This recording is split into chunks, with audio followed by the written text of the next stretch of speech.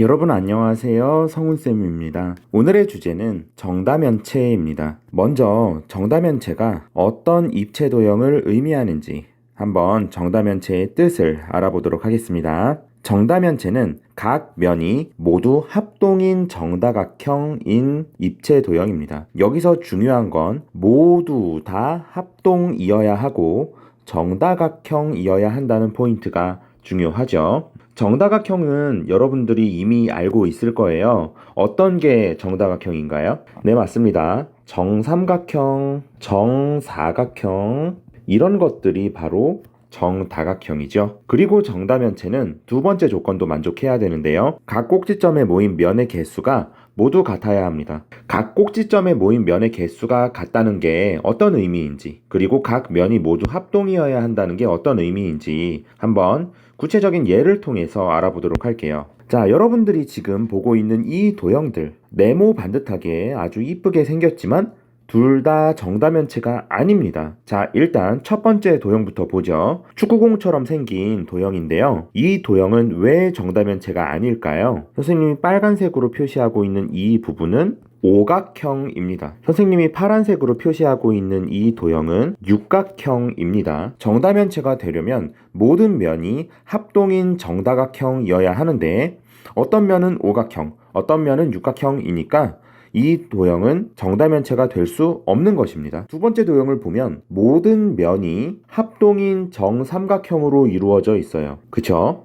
그래서 언뜻 생각하면 정다면체처럼 보일 수도 있지만 아닙니다. 왜냐하면 각 꼭지점에 모인 면의 개수가 서로 다르기 때문이에요. 일단 이 꼭지점을 한번 보죠. 이 꼭지점에 모여있는 면의 개수는 1, 2, 3, 4, 총 4개입니다. 하지만 이 꼭지점에 모여있는 면의 개수를 한번 생각해 볼까요? 총 5개의 정삼각형이 모여 있습니다. 그쵸? 하나, 둘, 셋, 뒤로 넷, 다섯. 이렇게 5개의 정삼각형이 모여 있기 때문에 각 꼭지점에 모인 면의 개수가 서로 다릅니다. 그래서 정다면체가 될 수 없는 것이죠. 이처럼 여러분, 정다면체는 이 두 가지 조건을 모두 만족해야 됩니다. 각 면이 모두 합동인 정다각형이어야 하고 각 꼭지점에 모인 면의 개수가 모두 같아야 합니다. 그러면 정다면체는 몇 종류나 있을지 궁금하죠? 정다면체는 이렇게 딱 5개밖에 없습니다. 왜 이렇게 5개만 정다면체가 될 수 있는지, 정다면체는 왜 5개밖에 없는지 여러분들도 쉽게 생각할 수 있는데요. 자, 그러면 실험을 통해서 정다면체가 왜 5개밖에 없는지 한번 알아보도록 하죠. 정다면체가 왜 5개밖에 없는지를 한번 실험으로 알아볼게요. 여러분, 이렇게 정삼각형 2개를 붙인다고 생각을 해볼게요. 정삼각형 2개만으로 우리가 입체를 만들 수 있을까요? 이걸로는 우리가 입체를 만들 수가 없어요. 이렇게 지오픽스로 이게 두께가 있기 때문에 뭔가 입체를 만들 수 있을 것처럼 보이지만 이게 완전히 접혀버리겠죠. 그래서 입체가 되려면 최소 3개의 면이 있어야 됩니다. 자, 그래서 정삼각형을 하나를 더 가져오도록 할게요. 자, 이렇게 정삼각형 3개를 조립을 했습니다. 정삼각형 3개를 조립했을 때 이렇게 각이 남죠.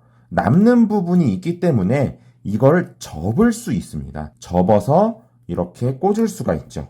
이렇게 되면 이게 바로 입체가 되는 것입니다. 여러분, 그쵸? 그러면 정삼각형을 하나 더 추가할 수도 있을까요? 하나 더 추가해 볼게요. 자, 그러면 이렇게 정삼각형을 4개를 추가해서 우리가 입체를 구성할 수 있을 거예요. 각이 이만큼이 남겠죠? 남는 각이 있기 때문에 우리가 뭘 할 수 있습니까? 이거를 이렇게 접어서 붙일 수가 있어요. 남는 부분이 있다는 게 핵심입니다, 여러분. 남는 부분이 없다면 접을 수 있을까요? 접을 수 없겠죠. 그래서 이렇게 정삼각형 4개를 접어서도 입체를 구성할 수 있어요. 마치 피라미드와 같은 모습이네요, 여러분. 한 번 더 가보겠습니다. 정삼각형을 여기다 하나 더 추가해서 5개로 만들면 우리가 입체를 구성할 수 있을까요? 당연히 구성할 수 있겠죠. 여기에 각이 남으니까요. 남는 각이 있기 때문에 이 남는 부분을 접어서 이렇게 붙이면 입체가 구성이 되는 것입니다. 그러면 요렇게 요만큼 볼록 튀어나온 입체를 우리가 만들 수 있을 거예요. 그쵸? 이게 평면이 아니라 입체라는 게 중요하죠, 여러분. 자, 그러면 5개까지는 됐습니다. 하나 더 추가하면 어떨까요? 하나 더 추가했을 때 이게 입체가 될 수 있을까요, 여러분? 그렇지 않죠. 하나를 더 추가하게 되면 정삼각형 6개이기 때문에 한 각이 60도씩 360도를 다 채우게 됩니다. 그러면 하나의 평면이 빈틈없이 이렇게 채워지기 때문에 이걸 접어서 뭔가 입체를 만들 수가 없게 되는 것이죠. 따라서 정삼각형을 한 면으로 갖는 입체는 정삼각형이 5개인 것, 그리고 4개인 것, 그리고 3개인 것, 요렇게 3종류밖에 없는 것입니다. 자, 그러면 정삼각형일 때 모든 경우를 다 고려했죠, 여러분. 정사각형일 때는 어떨까요? 정사각형일 때는요, 일단 최소 3개가 필요합니다. 그래서 최소 3개의 정사각형을 한번 붙여보도록 할게요. 우리가 2개로는 입체를 구성할 수 없다는 얘기를 했으니까요. 3개부터 시작을 하겠습니다. 그러면 여기에 요만큼 남는 각이 있죠. 그렇기 때문에 이 부분을 이렇게 접어서 만나게 해서 이렇게 입체로 볼록하게 만들 수 있는 것입니다. 이렇게 해서 만든 입체가 바로 정육면체가 되겠죠, 여러분. 정사각형을 하나 더 추가할 수 있을까요? 정사각형을 하나 더 추가하게 되는 순간 어떻게 되나요? 360도를 꽉 채우게 됩니다. 그럼 이거를 더 이상 접어서 뭔가 입체를 만들 수가 없게 돼요. 그냥 평면인 거죠. 정사각형은 한 내각이 90도이기 때문에 4개를 모으면 360도를 정확히 채우게 됩니다. 따라서 정사각형 4개가 한 꼭지점에 모인 입체는 없는 것이죠. 자, 따라서 정사각형을 한 면으로 갖는 정다면체는 이거 한 종류, 정육면체의 한 종류뿐인 것입니다. 자, 그러면 정사각형에 대한 고려가 끝났으니까 마지막으로 정오각형을 고려해주면 되겠네요. 정오각형도 최소 3개부터 시작합니다. 자, 그러면 한번 붙여보도록 할게요. 자, 정오각형 3개를 붙였습니다. 자, 여러분 보세요. 여기에 남는 부분이 있습니다. 360도에서 이렇게 남는 부분이 있기 때문에 어떻게 할 수 있나요? 이 남는 부분을 서로 이렇게 접어서 만나게 할 수 있습니다. 이렇게 만나게 하는 순간 이런 입체가 생성이 되는 것이죠. 그렇죠, 여러분? 이게 평면이 아니라 입체라는 사실이 중요합니다. 자, 그러면 정오각형 하나를 더 추가할 수 있을까요? 추가할 수 없습니다, 여러분. 이 각이 정오각형의 한 각인 108도가 되지 않기 때문에 정오각형 하나를 더 추가할 수는 없는 것이죠. 따라서 정오각형을 한 면으로 갖는 정다면체는 이거 하나밖에 없습니다. 그래서 이것을 기본 단위로 해서 우리가 입체를 만들게 되면 정12면체를 만들게 되는 것이죠. 자, 이런 식으로 우리가 정다면체는 총 5개의 종류밖에 없다는 사실을 실험을 통해서 알아봤습니다.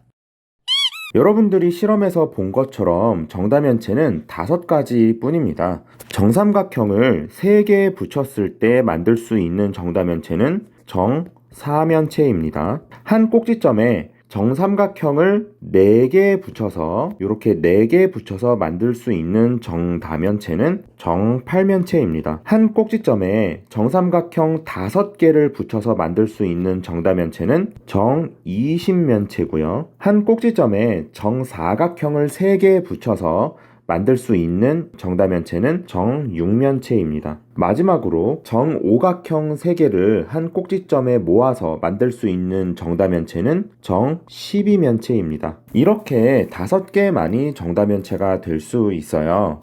그럼 우리가 정다면체의 모서리와 꼭지점의 수를 한번 세볼 수 있을까요? 예, 충분히 세볼 수 있겠죠. 자, 그러면 정다면체를 좀 더 깊이 파헤쳐 보도록 할게요. 자, 이렇게 표를 가져왔는데요. 이 그림을 보면서 또는 여러분들이 직접 정다면체를 한번 만들어 보면 더욱 좋겠죠? 그래서 표에 있는 정보들을 하나씩 채워 넣어 보도록 하겠습니다. 일단 면의 모양, 그리고 한 꼭지점에 모인 면의 수는 우리가 정다면체가 왜 5개밖에 없는지 탐구를 할 때 충분히 알아봤기 때문에 한번 한꺼번에 채워 넣어 보도록 할게요. 자, 이렇게 면의 모양과 한 꼭지점에 모인 면의 수를 각각 한번 채워 넣어 봤어요. 자, 그러면 이제 면의 수를 한번 넣어 보도록 하죠. 면의 수는요, 여러분, 너무 쉬운 게 우리가 다면체의 이름을 붙일 때 이렇게 면의 수로 이름을 붙입니다. 그래서 여기 있는 이 숫자가 바로 면의 수가 되는 것이죠. 정사면체의 면은 4개가 있고요. 정육면체는 6개, 정팔면체는 8개, 정12면체는 12개, 정20면체는 20개의 면이 있습니다. 자, 이제 모서리의 수를 세볼게요. 자, 모서리의 수는요, 여러분, 정사면체의 경우 하나의 모서리에 정삼각형의 변이 2개가 오게 되잖아요. 그러니까 정삼각형 변의 수를 모두 센 다음에 2로 나눠주면 모서리의 수가 나오겠네요. 그쵸? 따라서 정삼각형의 변이 3개 있고 그리고 면은 총 4개가 있습니다. 이것을 둘로 나누면 우리가 모서리의 수를 알 수 있어요. 모서리의 수는 그럼 6개가 되는 것이겠죠. 이런 똑같은 방식으로 정육면체, 정팔면체, 정12면체, 정20면체까지 모서리의 수를 아주 간단하게 계산할 수 있습니다.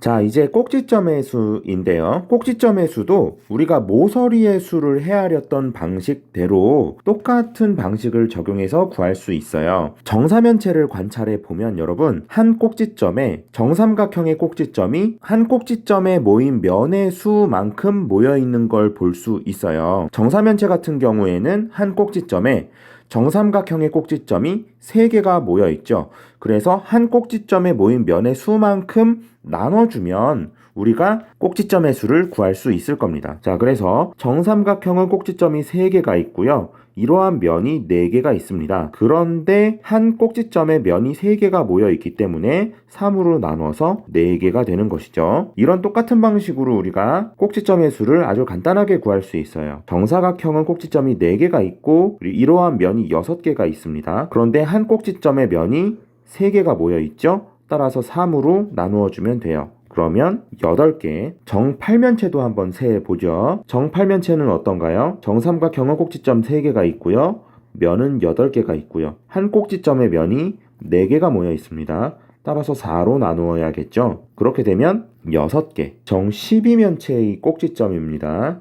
정12면체는 오각형은 꼭지점이 5개가 있고 이러한 오각형들이 12개가 있어요. 그런데 한 꼭지점에 면이 3개가 모여 있으니까 이것을 3으로 나누면 되겠죠? 따라서 20개. 정20면체를 보겠습니다. 정20면체 같은 경우에는 정삼각형이 꼭지점이 3개가 있고요. 이러한 면이 20개가 있습니다. 그리고 한 꼭지점에 면이 5개가 모여 있기 때문에 5로 나눠줍니다. 그러면 12개. 여러분, 여기에서 우리가 규칙성을 한 가지 발견할 수 있어요. 어떤 규칙성이냐면요. 꼭지점이 영어로 vertex니까 V라고 하겠습니다.